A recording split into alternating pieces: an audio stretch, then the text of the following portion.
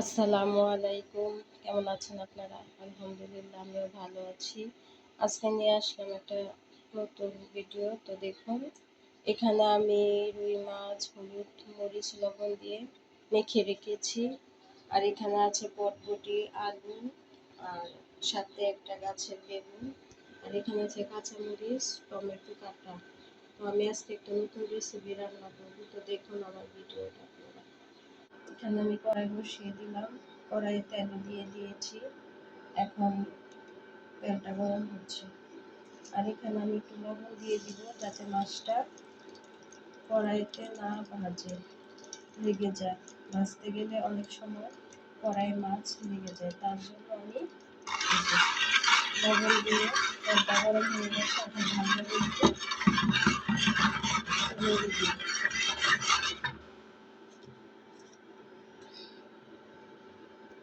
এখন আমার যে মাছগুলো আমি রেখে রেখেছিলাম এগুলো আমি দিয়ে দিব।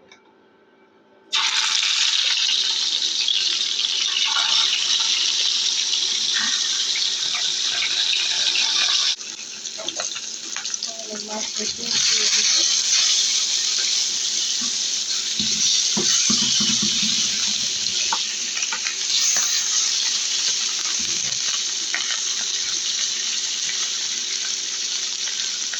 আমার মাছ ভাজা শেষ।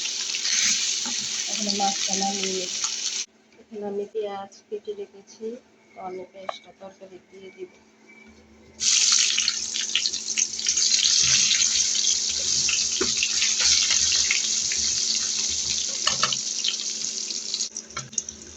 আমার পেঁয়াজটা ভাজা হয়ে গেছে। এখন আমি এর মধ্যে দিয়ে দিব অল্প একটু পানি।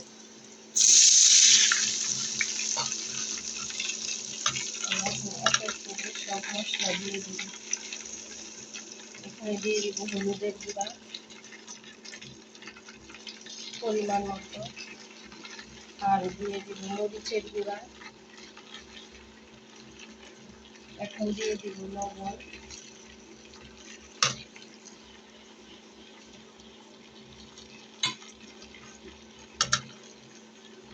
লবণটা দিয়ে দিব পরিমাণ মতো।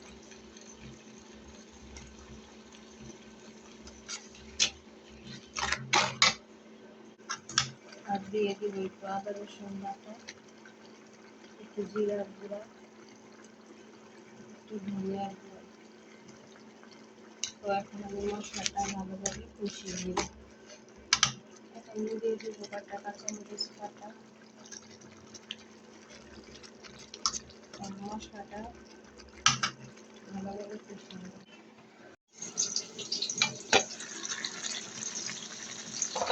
আমার তরকারিটা কষানো হয়ে গেছে। এখন আমি এটার মধ্যে দিয়ে দিব যে মাছগুলো ভেজে রেখেছিলাম, এই মাছগুলো দিয়ে দিব।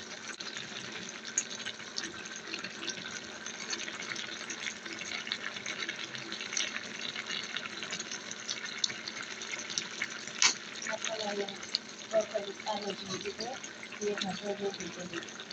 তো এই যে তরকারিটা সিদ্ধ হওয়ার জন্য পানি দিয়ে দিয়েছি, মাছও দিয়ে দিয়েছি। এখন আমি ঢাকনা দিয়ে ঢেকে দিব।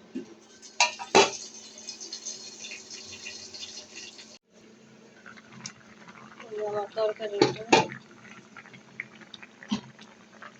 হয়ে গেছে। এখন আমি নামিয়ে নেওয়ার আগে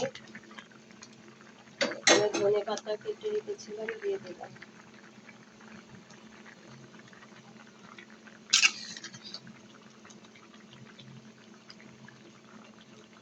তো আমার ভিডিওটা যদি আপনাদের ভালো লাগে তো অবশ্যই একটা লাইক, কমেন্ট ও সাবস্ক্রাইব করে দেবেন।